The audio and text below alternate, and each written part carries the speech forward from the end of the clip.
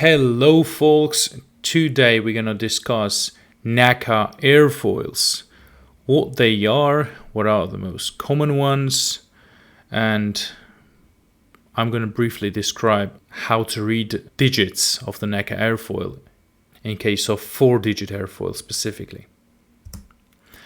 The first of all, what is NACA? The NACA stands for National Advisory Committee for Aeronautics, which was formed in the US in 1915. And if I'm not mistaken, in 1958, it was transformed to NASA, which you probably know.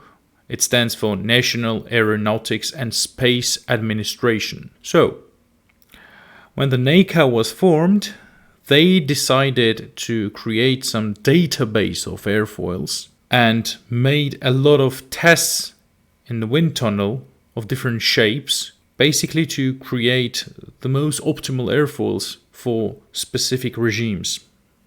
One of the most common series of NACA airfoils are 4-digit airfoils. Now let's describe the 4-digit airfoils. Let's say we have two types of airfoil. One is NACA 0012 and another is NACA 2412. As you might notice, the first one is symmetric and the second one is non-symmetric. And these numbers, which we call digits, exactly tell their features. Basically, by just reading the number, you can identify if the airfoil is symmetric or not.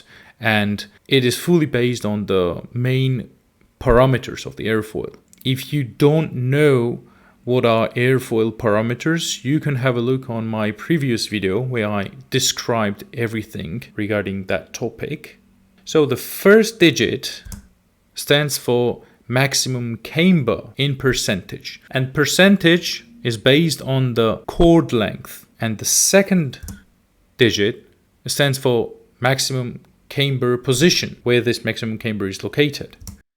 And the last two digits are standing there for maximum thickness of the airfoil. All of those numbers are airfoil chord base. So let's have a look on the specific values. In our case, the maximum camber for the first airfoil will be 0 because it doesn't have any kind of camber. And for the second one, it will be 2%. And this percent means the 2% of the chord length. And maximum camber position for the first one will be again 0 because it doesn't have a camber. And the second one has it. But in this case, the second digit is given in the 10th percent. So basically, if it's written 4, it means the 40%. So in case of NACA 2412, maximum camber, which is 2%, will be located at the 40% of the chord length. And finally, in both cases, maximum thickness is 12% of the chord line. Thanks for watching. Please subscribe to my channel.